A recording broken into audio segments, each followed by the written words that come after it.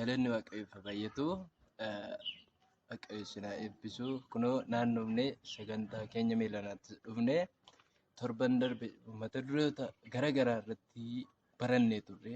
Har'a garuu mata duree tokko isin hiruun barbaada. Waan laphee koorra jiru, waan mataa koorra jiru, waan luka koorra jiru isin hiruun barbaada.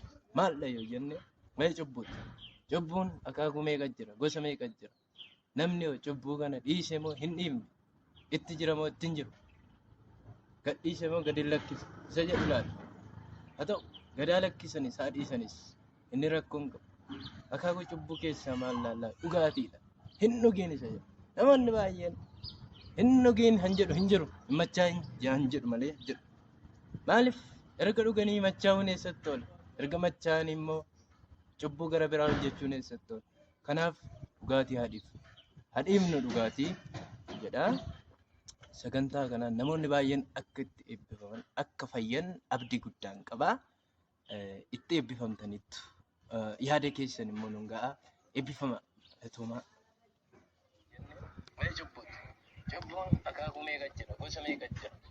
Namni cubbuu kana dhiisee moo hin dhiifne? Biroo. Itti jira moo itti hin jiru? Jirta. Akkam? Nagaa. Maaloo waan ajaa'ibaa tokkoon argees keessa. Siroo bakka raajii sallamaa beektaa?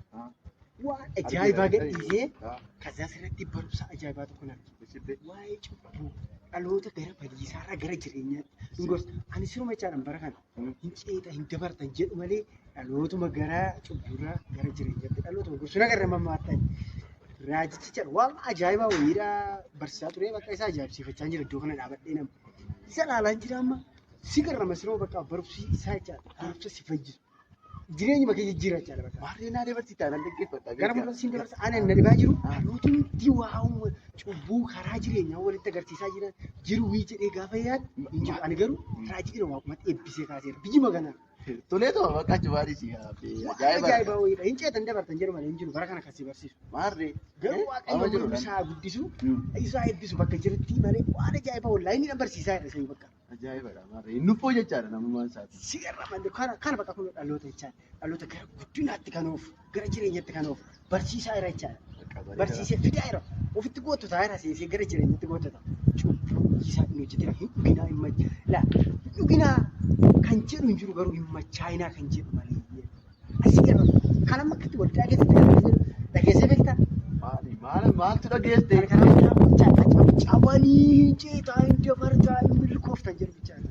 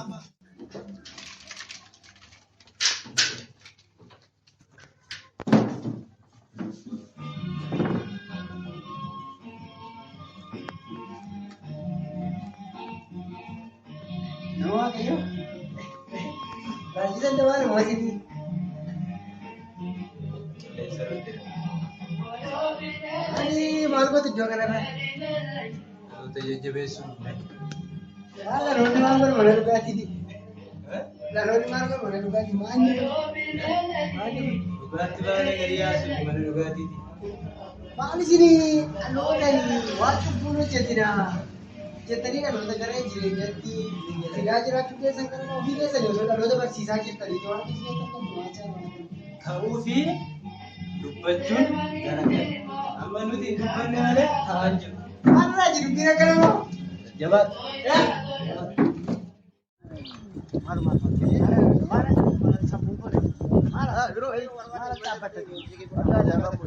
Raajisan dibaadhee isinitti dhaloota barsiisu mana ta'e dhaqee gaafa dhaqee mana dhugaatii haa ta'u. Raajilli akkasitti haasa'u sun Beddellee isaa qaxaqata taa'e. Maal taata raajii jennaan? Ta'uu fi maal jechuun tokko miti laal jedhu. Waan dubbanni dhabeetu waan si jedhee biraa ba'e waaqayyo garuu araara isaan gara keenyaa ilaalu malee baay'ee ulfaata. Ani waan jedhu qabu. Injiba waan isaa kun waan isaa Ani inni kufe. Ani inni kufe. waan isaa kuni Danda'ama. Sadi.